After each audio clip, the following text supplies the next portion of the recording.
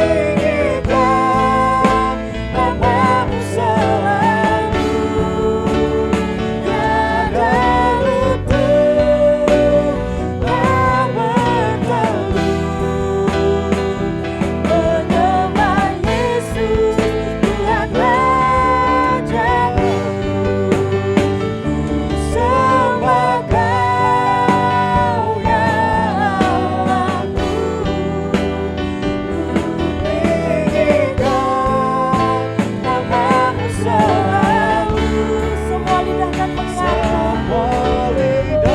Oh Yesus dialah Tuhan. Engkaulah Yesus, Tuhan rajaku. Engkaulah Yesus. Engkaulah Yesus, Tuhan rajaku. Engkaulah Yesus, Tuhan rajaku. Terima kasih Bapak. Salam jumpa saudara yang kasih Tuhan, puji nama Tuhan.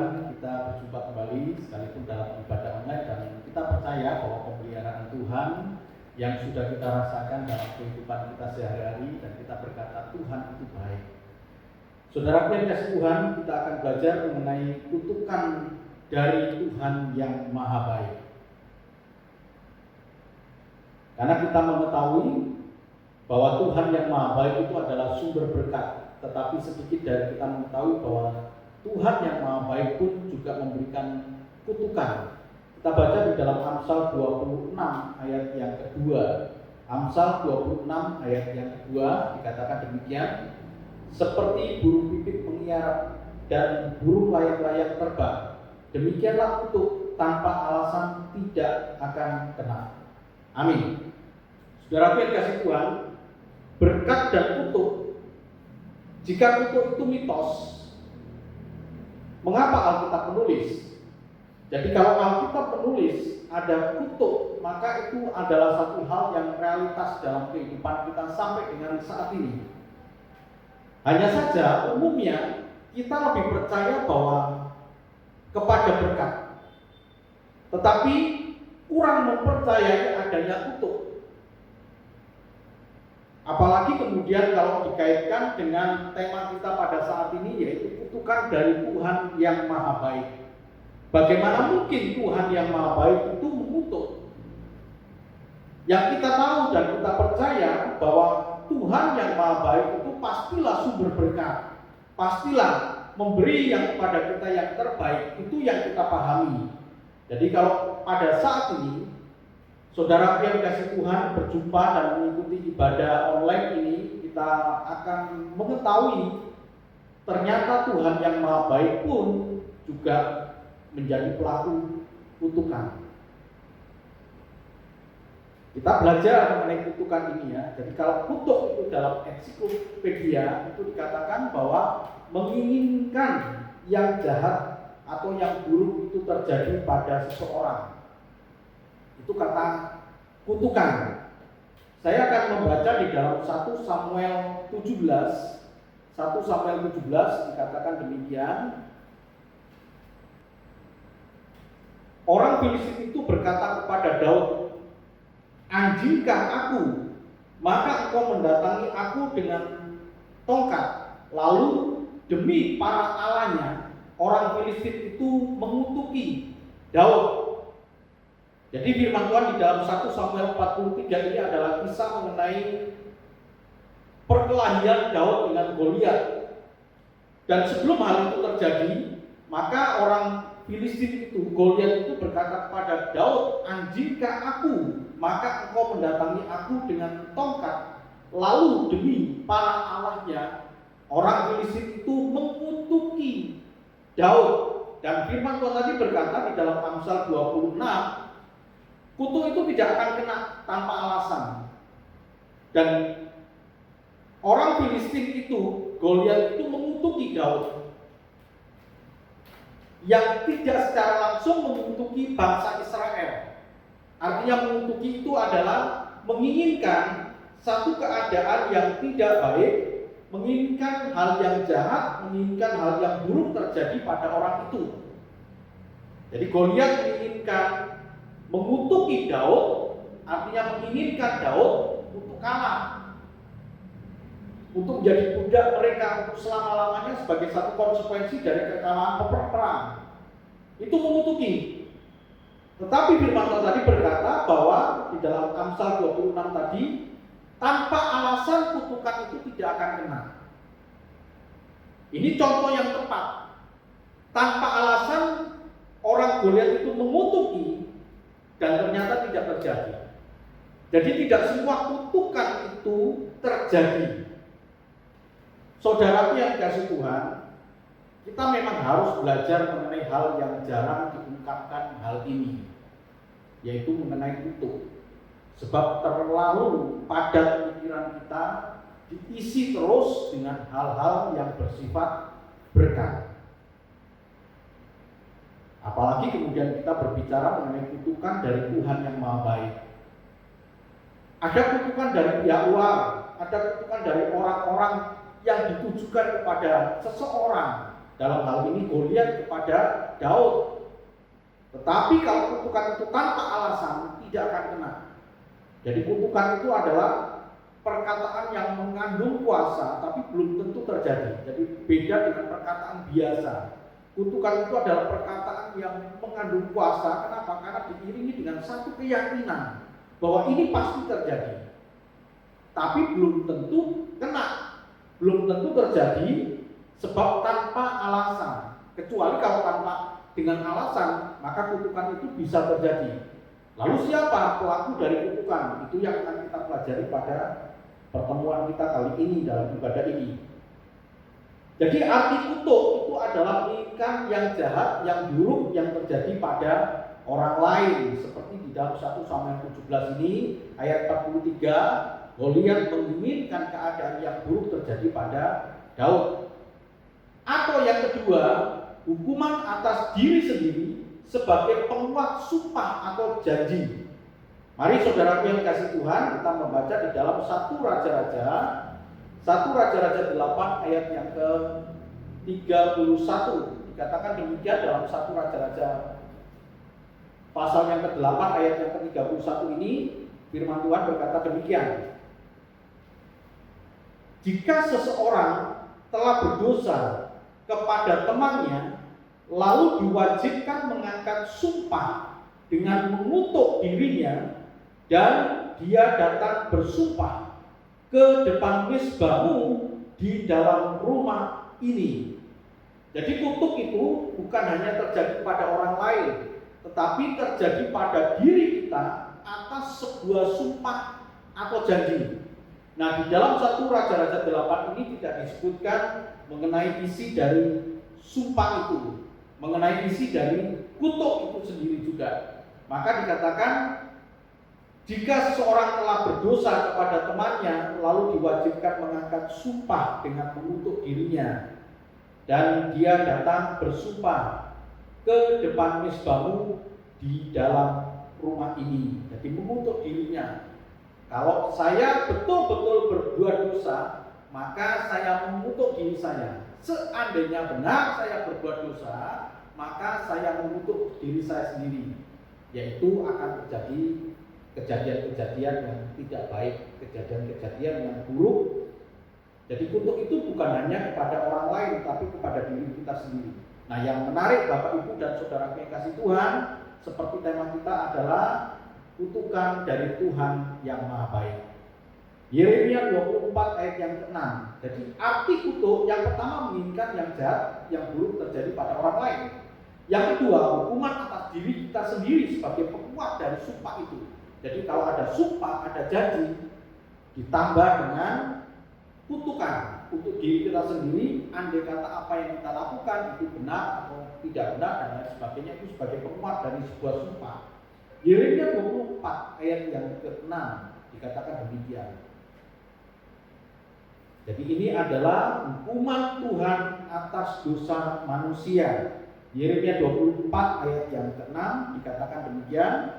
Maka aku akan mengarahkan mataku kepada mereka untuk kebaikan mereka, dan aku akan membawa mereka kembali ke negeri ini.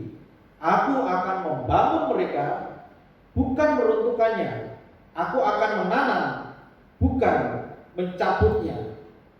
Nah, kalau kita lihat di sini, saudaraku yang kasih Tuhan, Yeremia 24 ayat yang ke-6 ini sebagai hukuman Tuhan atas dosa manusia. Aku akan mengarahkan mataku kepada mereka untuk kebaikan mereka.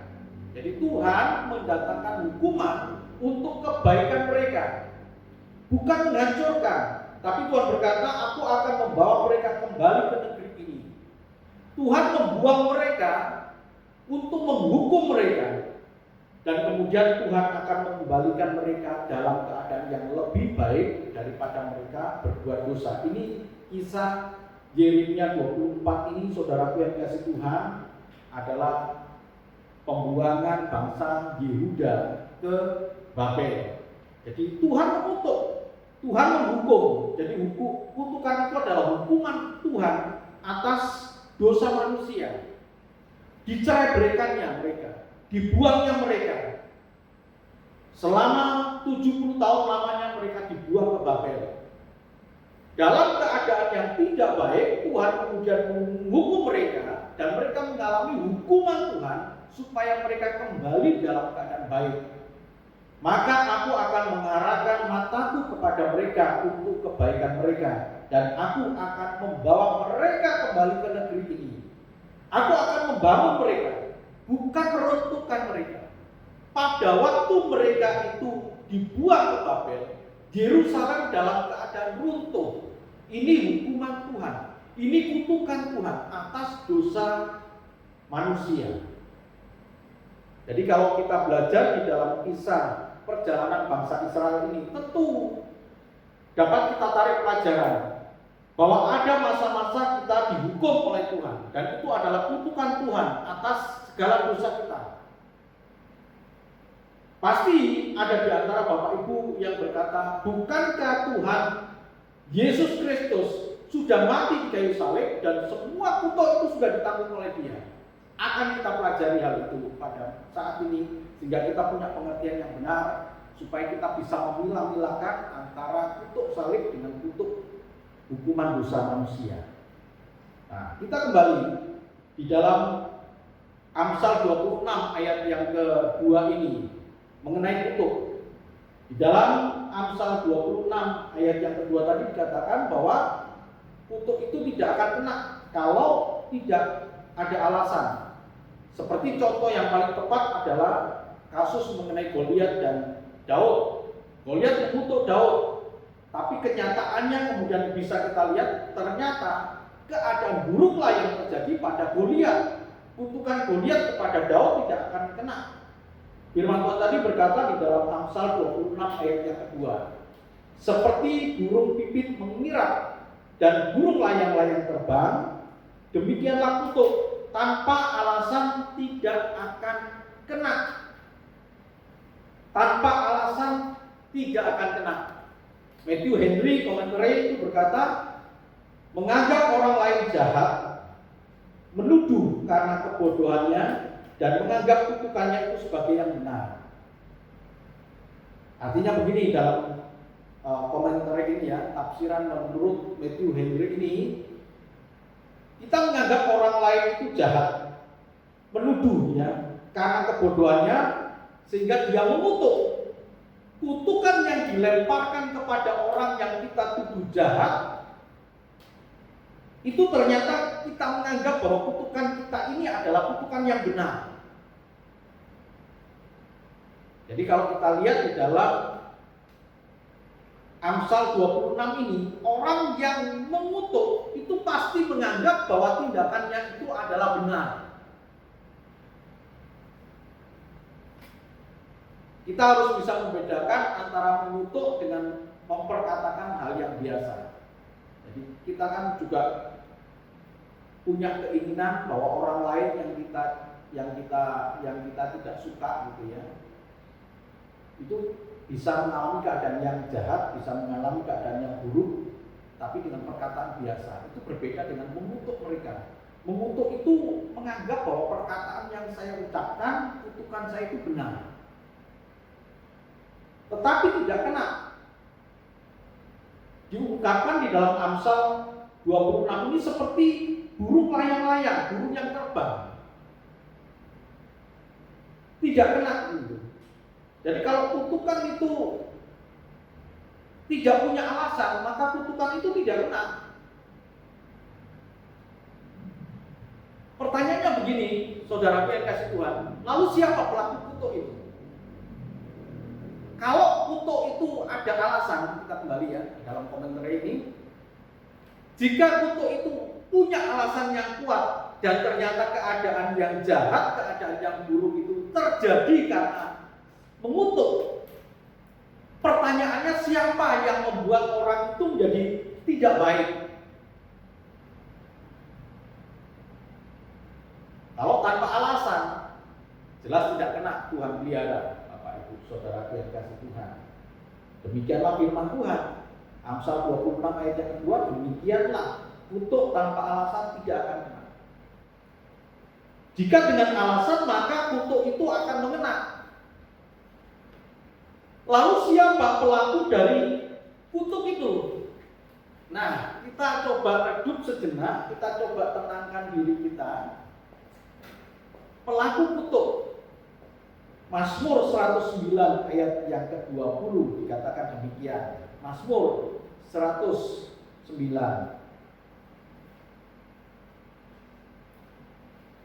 Di akhir dari ibadah ini, saudaraku yang kasih Tuhan, jika saudaraku yang dikasih Tuhan punya pertanyaan-pertanyaan, bukan hanya pada waktu saudaraku menonton firman Tuhan atau mendengar firman Tuhan saat ini, juga pada firman-firman Tuhan yang sudah saya sampaikan, jika ada hal-hal yang ada pertanyaan, silakan diajukan kepada kami dan kami akan balas, akan jawab lewat Instagram juga. Lalu siapa pelaku kutuk itu? Mazmur 109 ayat 20 dikatakan demikian. Biarlah semuanya itu dari pihak Tuhan sebagai upah orang yang mendakwa aku dan upah orang yang berkata-kata jahat terhadap aku. Biarlah semuanya itu dari Tuhan menjadi upah bagi orang yang mendakwa aku, menuduh, mendakwa, mengutuk di situ. Jadi kata mendakwa itu juga punya kandungan. Mendakwa itu adalah menuduh, menginginkan satu kecelakaan, menginginkan satu hal yang jahat terjadi pada orang itu. Biarlah semuanya itu dari pihak Tuhan menjadi upah orang yang mendakwa. Tuhan yang membalas, Tuhan yang memberikan upah. Nah, saudaraku, sebagaimana pemberi berkat, pasti orang Kristen mengetahui bahwa Tuhan adalah sumber berkat. Tapi apakah kita juga mengetahui bahwa Tuhan juga sebagai pelaku dari pemberi kutuk, pelaku dari eksekusi kutuk itu? Mungkin agak sedikit aneh ya. Tapi ini harus kita ungkapkan supaya kita mengerti fakta-fakta yang terjadi realitas dalam kehidupan kita sehari-hari. Ada orang yang menginginkan keadaan-keadaan yang tidak baik terjadi pada hidup kita. Tapi kalau memang kita pantas untuk menerima keadaan tidak baik itu, pasti terjadi. Memang pantas kok. Dan kemudian kita berkata tidak mungkinlah Tuhan yang melakukan itu. Tuhan yang melakukan. Karena Dia adalah yang berkuasa di surga, di bumi, bahkan di bawah bumi pun Tuhan yang berkuasa. Semua kejadian dalam kehidupan kita ini Tuhan yang punya otoritas. Jadi kalau ada orang menginginkan keadaan yang tidak baik, entah itu celaka, entah itu sakit, entah itu keadaan ekonomi, kegagalan usaha, dan ternyata itu terjadi dalam hidup kita, itu Tuhan yang melakukan. Tetapi ya, seperti tadi dikatakan di dalam Yeremia 24 ayat yang ke-6, kita pantas menerima hal itu, hukuman dari Tuhan untuk kebaikan kita. Firman Tuhan tadi berkata, aku yang melakukan, kata Tuhan, aku yang melakukan untuk kebaikan mereka. Tuhan tidak meruntuhkan, tapi Tuhan membangun. Yeremia 24 ayat yang ke-6 tadi berkata, jadi kalau ada orang yang menginginkan keadaan tidak baik dan itu pantas untuk kita terima, ya harus kita terima sebagai upah dari sesuatu hal yang memang ada alasan. Kenapa kita hanya menerima sesuatu yang baik, kemudian kita melakukan hal yang tidak baik itu berdosa, hal yang tidak berkenan di hadapan Tuhan, kita tidak mau menerima konsekuensi dari keadaan yang tidak baik tadi. hukuman dari Tuhan. Jadi bagaimanapun juga saya aminkan Bapak Ibu Saudara yang kasih Tuhan bahwa Tuhan itu sumber berkat. Saya sangat percaya bahwa Tuhan itu sumber berkat. Tetapi apakah kita percaya bahwa dia juga sebagai pelaku atas kutuk atau hukuman yang terjadi pada orang-orang yang memang pantas untuk menerima hal itu? Keadaan buruk bisa terjadi bukan karena kita berbuat dosa, tetapi yang sekarang kita pelajari adalah itu dikaitkan dengan dosa. Tidak semua keadaan buruk itu terjadi karena dosa, tetapi dosa selalu membawa keadaan yang tidak baik. Sehingga kita berpikir ini, siapakah pembuat keadaan yang tidak baik karena dosa itu? Memang kita ini alasannya pembuat dosa itu kita, tetapi siapa yang membuat upah atas segala yang kita lakukan itu? Kan tidak mungkin. Atau mungkin kita berkata, ya iblis lah, setan lah yang bekerja. Dan tidak mungkin, bukan itu. Pasti Tuhan. Ini karena sudah kesalahan persepsi, karena kita sudah berpikir bahwa Allah Tuhan yang maha baik itu adalah Tuhan sumber berkat. Hanya sampai di situ. Kita tidak pernah berpikir bahwa Tuhan yang maha baik pun juga bisa mengeluarkan satu hukuman, kutukan, pelaksana dari kutukan itu, eksekusi dari kutukan itu. Pembuat kutukan itu adalah kita yang berdosa. Itu pembuatnya. Tetapi Tuhan yang melakukan eksekusi terhadap kutukan itu. Jadi begitu pentingnya kita belajar hal ini supaya kita mengetahui bahwa kehati-hatian dalam kehidupan kita itulah, saudara yang kasih Tuhan, yang menjadi perhatian kita. Kita perlu waspada. Kita perlu jaga hidup kita ini. Jika tidak, ada kutukan Tuhan atas hukuman kita. Ulangan 11 ayat 26. Ulangan 11 ayat 26 sampai dengan 28. Secara lengkapnya ulangan 11 ini cukup panjang ya. Itu berbicara mengenai kutukan. Jadi dalam ulangan 11 ini ayat 26, firman Tuhan berkata demikian. Lihat, aku memperhadapkan kepadamu pada hari ini berkat dan kutuk. Ini Allah yang disembah oleh Israel kan Allah yang sama yang tidak pernah berubah. Dan hari ini juga berkata bahwa lihat hari ini aku memperhadapkan kepadamu pada hari ini berkat dan kutuk. Ayat 27, berkat apabila kamu mendengarkan perintah Tuhan Allahmu yang kusampaikan kepadamu pada hari ini. Ayat 28, dan kutuk jika kamu tidak mendengarkan perintah Tuhan Allahmu dan menyimpang dari jalan yang kuperintahkan kepadamu pada hari ini dengan mengikuti Allah lain yang tidak kamu kenal.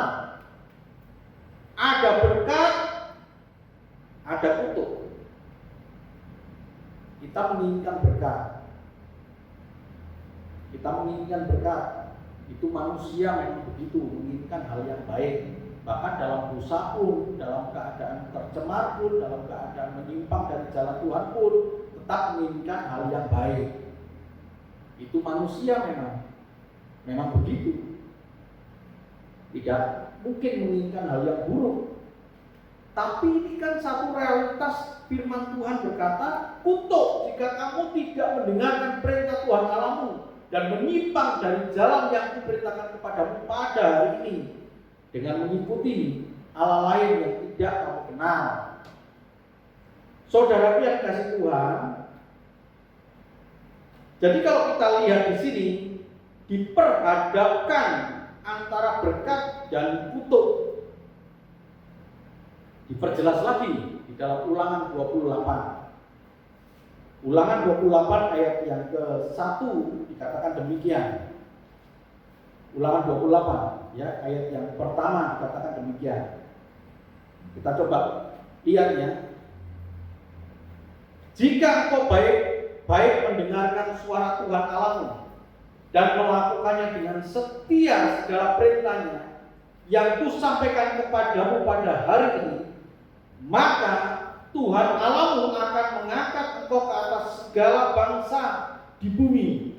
Ayat yang kedua, segala berkat ini akan datang kepadamu dan menjadi bagianmu jika engkau mendengarkan suara Tuhan Allahmu. Ini berkat. Jadi diulang lagi ya. Dari Ulangan 11 ayat 26 sampai dengan 28 tadi, kemudian diulang lagi di dalam Ulangan 28 ayat yang pertama dan kedua. Ada berkat di situ. Tuhan pasti memberkati. Dia sumber berkat, Tuhan pasti memberkati. Tetapi ayat 28 berkata demikian. Ya maaf, ayat 15, ayat 15. Dari Ulangan 28 ayat 15 berkata demikian. Tetapi jika engkau tidak mendengarkan suara Tuhan Allahmu dan tidak melakukannya dengan setia segala perintah dan ketetapannya yang kusampaikan kepadamu pada hari ini, maka segala kutuk ini akan datang kepadamu dan mencapai engkau karena punya alasan. Alasannya adalah melanggar, alasannya tidak mendengar, alasannya tidak melakukan perintah Tuhan, maka kutuk ini akan mencapai engkau. Ingat ya, Amsal tadi, Amsal 26 ayat yang kedua, bahwa kutuk itu tidak akan kena jika tanpa alasan, tapi jika ada alasan, kutuk itu akan sampai kepada tujuannya. Saudaraku yang kasih Tuhan,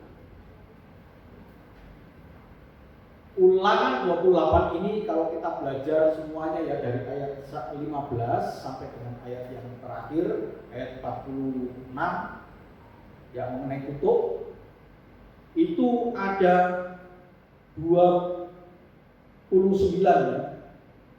Ada 29 jenis kutuk yang siap Tuhan eksekusi.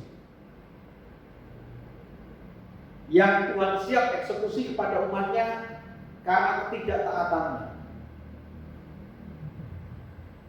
Saya tulis hanya sebagian saja Bapak Ibu Saudaraku ya. Ada gagal usaha. Gagal usaha di sini dikatakan di dalam Ulangan 28 ini, terkutuklah bakulmu dan tempat adonanmu. Ayat 16 berkata, terkutuklah engkau di kota dan terkutuklah engkau di ladang. Baik yang di kota maupun di ladang, yang punya usaha, apapun usahanya, terkutuklah. Siapakah yang melakukan ini? Oh, itu alami. Itu karena kebodohan kita, nggak mungkin lah.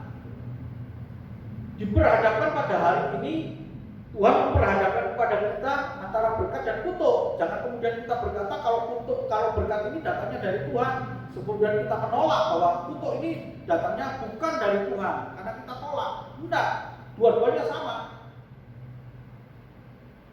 Gagal usaha, makanan di rumah juga tidak ada. Terkutuklah bakulmu dan tempat adonanmu. Ini makanan-makanan persediaan di rumah enggak ada, karena apa? Dikutuk oleh Tuhan. Terkutuklah buah kandunganmu, ini keturunan. Kemudian terkutuklah hasil bumimu, anak lembu sapimu. Artinya sapi tidak menghasilkan keturunan.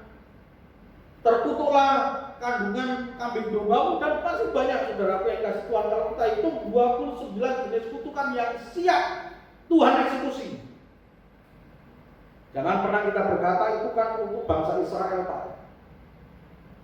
Betul, memang kutukan ini untuk bangsa Israel, tapi esensinya bahwa Tuhan, kutukan Tuhan, upah dari dosa kita, Tuhan akan siap eksekusi kita. Bisa gagal usaha, bisa tidak ada makanan, bisa keturunan, bisa hasil bumi, eksesinya begitu. Jadi ada hal-hal yang tidak baik yang bisa Tuhan kerjakan akibat konsekuensi dari kita melakukan dosa. Ini pada bagian terakhir ini, saudaraku yang kasih Tuhan. Ini kan pertanyaannya begini, bukankah Kristus sudah menghapus kutuk? Telinga saya ini sering mendengar Bapak Ibu dan saudaraku ya, bagaimana hamba Tuhan berkata demikian. Semua kutuk sudah dihapus oleh Tuhan. Kenapa demikian pengertian itu? Jadi pengertian itu adalah pengertian umum yang salah, yang tidak bisa membedakan antara kutuk hukum dosa dengan kutuk dari upah dosa.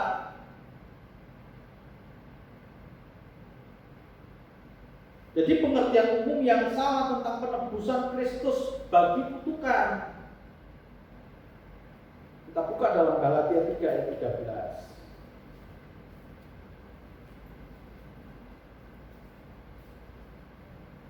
Galatia 3 ayat yang ke-13.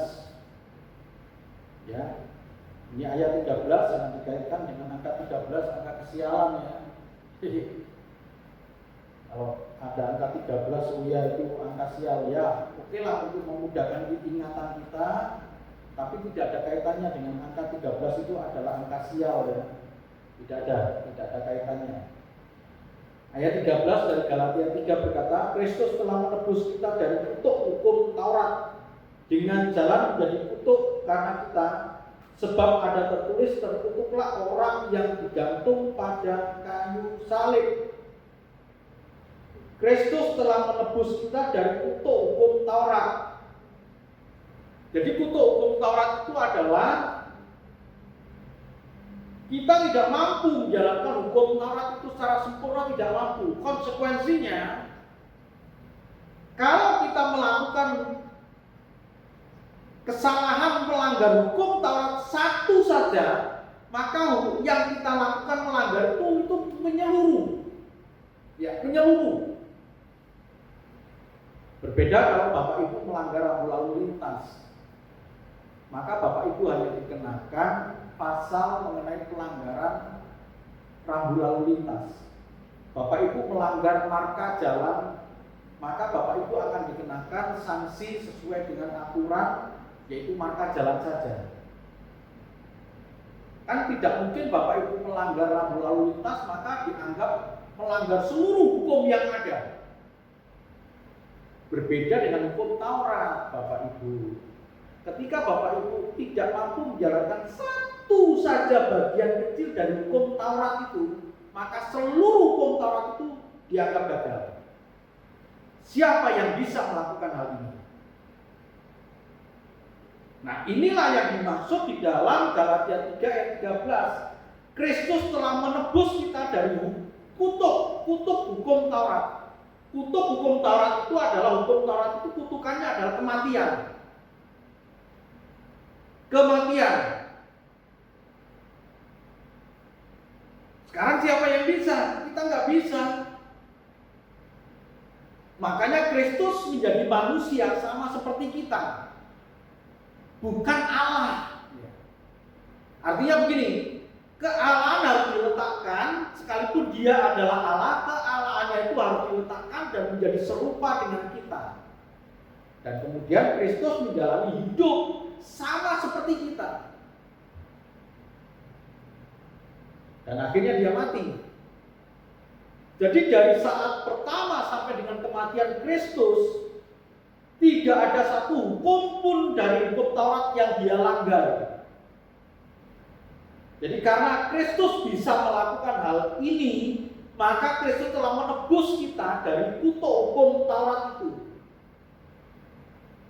Dengan cara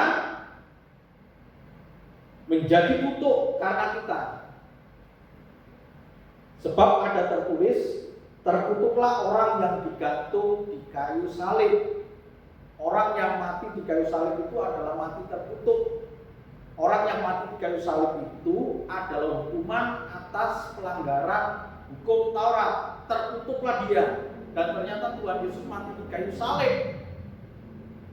mati di kayu salib, bukan melanggar hukum Taurat. Dia menyelesaikan hukum Taurat dengan benar, tapi kematian Kristus di kayu salib adalah karena penolakan orang-orang di situ. Tentu dengan banyak alasan. Kalau orang Romawi berkata dia menganggap dirinya sebagai raja, maka dia pantas dihukum menurut versinya orang Romawi. Bagi orang-orang ahli Taurat, orang-orang Farisi, ahli Taurat itu berkata dia menyamakan dirinya dengan anak Allah. Jadi ada dua bidang politis dan bidang agama yang menurut mereka Tuhan Yesus melanggar hal ini. Di bidang politik dia berkata dia raja, sementara orang-orang Romawi menganggap bahwa Herodes lah rajanya, raja agung mereka.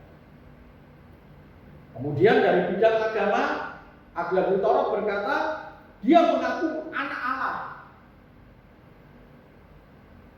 karena dia tidak punya pengertian yang benar tentang Kristus, bahwa dia memang anak Allah, tapi dia tolak, kemudian dia salibkan. Jadi kematian Kristus di kayu salib itu terkutuk ya di sini, karena orang yang melanggar hukum Taurat itu kematian, hukumannya adalah kematian. Itulah yang Tuhan Yesus tebus. Kematian inilah yang Tuhan Yesus tebus. Berbeda dengan kutuk. Nah, ada dua hal yang berbeda kan. Kutuk menurut di sini upah dosa adalah maut, itu yang Tuhan Yesus rebut, sudah dia hapus. Tetapi konsekuensi dari berbuat dosa Tuhan tidak pernah hapus. Bahkan kalau kita berbuat dosa Tuhan kutuk kita. Siapa yang mengeksekusi kutukan ini? Ya Tuhan. Keadaan-keadaan yang tidak baik yang terjadi pada orang itu bisa terjadi. Siapa pembuatnya? Pembuat kita. Tapi eksekusi dari keadaan tidak baik itu Tuhan yang memberi. Sekali lagi kita kembali di dalam Yeremia tadi dikatakan, dalam Yeremia tadi bahwa itu adalah untuk kebaikan kita. Yeremia 24 ayat yang ke-6. Sama seperti orang Israel yang kemudian dibuang oleh Tuhan, itu kebaikan kok. Aku tidak merancangkan keruntuhan, membangun. Walaupun keadaan pada saat itu pada tahun 586 sebelum Masehi, bait suci Allah Yerusalem runtuh, sama sekali runtuh. Bukan Tuhan yang membuat hal itu, eksekusinya Tuhan memang mendatangkan orang-orang Babel untuk mengajar mereka demi kebaikan mereka. Sehingga ketika pada masanya setelah 70 tahun lamanya dibuang, mereka kembali ke Yerusalem dalam keadaan yang jauh lebih baik daripada mereka dibuang sebelumnya. Nah, jadi Bapak Ibu dan Saudaraku yang dikasihi Tuhan, kalau kita lihat di sini, Tuhan bereskan upah dosa itu kutuk ya, upah dosa itu kutuk. Jadi tolong dibedakan antara kata-katanya sama, tetapi beda tempat gitu. Kata-katanya sama, kutuk. Upah dosa itu kutuk. Roma 10 ayat yang ke-4. Mari kita baca. Roma 10 ayat yang ke-4. Pada bagian terakhir ini dikatakan demikian. Ayat yang ke-4 dari Roma 10. Sebab Kristus adalah kegenapan hukum Taurat yang tadi saya ceritakan, sehingga kebenaran diperoleh tiap-tiap orang percaya, sehingga kebenaran diperoleh tiap-tiap orang percaya. Itu kutuk ya. Kalau kita membaca di dalam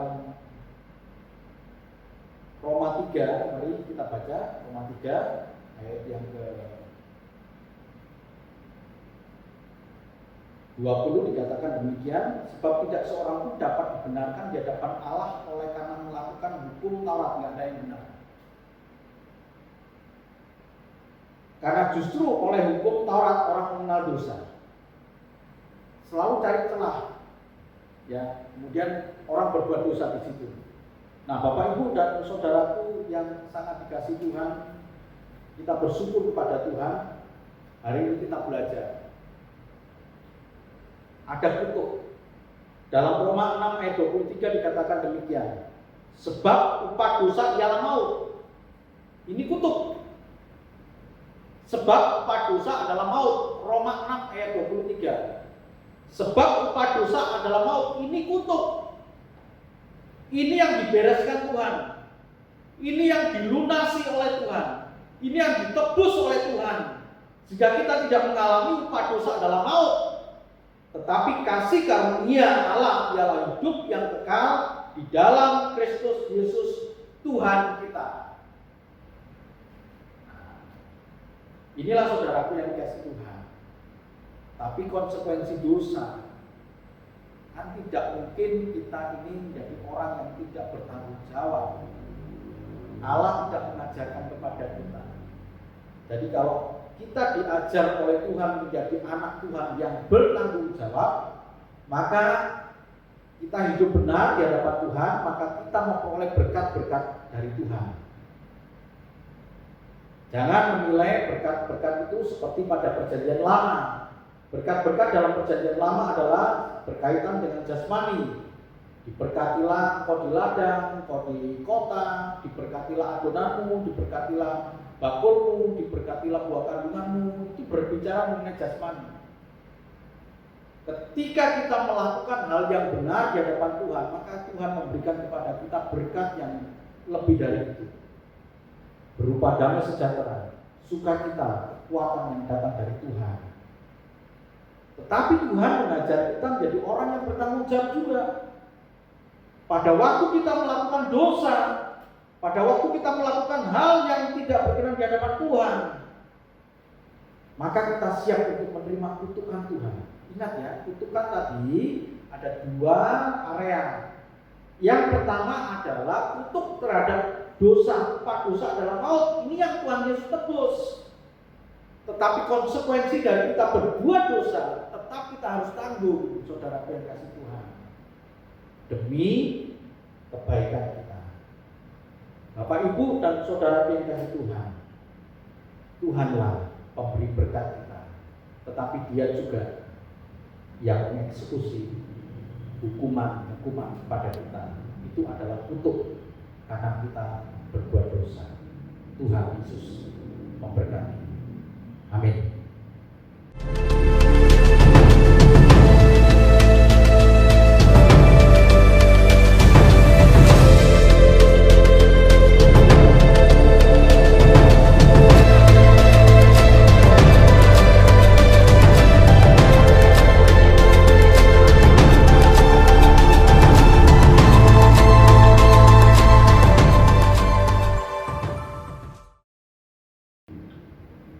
Mari Bapak, Ibu, dan saudara yang dikasihi Tuhan, kita diam sejenak merenungkan kebenaran firman Tuhan yang mengingatkan kepada kita tentang hidup yang benar di hadapan Tuhan, dan kita menjadi anak Tuhan yang bertanggung jawab atas kehidupan kita ini. Pada saat ini kita bertanggung jawab, dan terlebih lagi nanti ketika Tuhan menghadapkan kita pada pengadilan Kristus, kita pun juga mempertanggungjawabkan seluruh yang kita lakukan. Mari kita satu dalam doa. Bapa, kami bersyukur kepada Engkau Tuhan. Engkau melawat kami dengan kebenaran firman-Mu Tuhan. Terima kasih buat kebenaran firman-Mu ya Bapa. Kami sungguh bersyukur kepada Engkau. Dan jika sebentar kami akan kembali kepada kehidupan kami, aktivitas kami sehari-hari, yang bekerja, yang melakukan segala pekerjaan-pekerjaan, kami percaya Engkau memberkati apa yang kami kerjakan Tuhan. Bapak, Ibu, dan saudara yang kasih Tuhan, terimalah berkat dan anugerah dari Allah Bapa di surga, kasih dan cinta Tuhan kita Yesus Kristus anaknya yang tunggal, dan penghiburan kekuatan dari kuasa Roh Kudus menyertai kita mulai saat ini, esok, bahkan sampai Maranatha Tuhan Yesus datang menjemput kita. Terpujilah Engkau Tuhan. Terima kasih Tuhan, terima kasih. Engkau Allah yang memberkati kami. Dan kami sungguh bersyukur kepada Engkau Tuhan. Engkau Allah yang melindungi kami. Engkau Allah yang menyinari kami dengan wajah-Mu Tuhan, dan memberikan kepada kami kasih karunia. Engkau Allah yang menghadapkan wajah-Mu kepada kami dan memberikan kepada kami damai sejahtera. Kami sungguh bersyukur kepada Engkau Tuhan. Segala berkat ini kami terima dengan ucapan syukur di dalam nama Bapa, Putra, dan Roh Kudus, yakni dalam nama Tuhan Yesus Kristus. Terima kasih Tuhan. Haleluya. Amin. Terima kasih Bapak Ibu dan Saudara yang kasih Tuhan. Terima kasih juga buat persembahan-persembahan yang Bapak Ibu berikan. Dan Tuhan Yesus memberkati kita. Sampai jumpa pada ibadah-ibadah selanjutnya. Tuhan memberkati. Amin.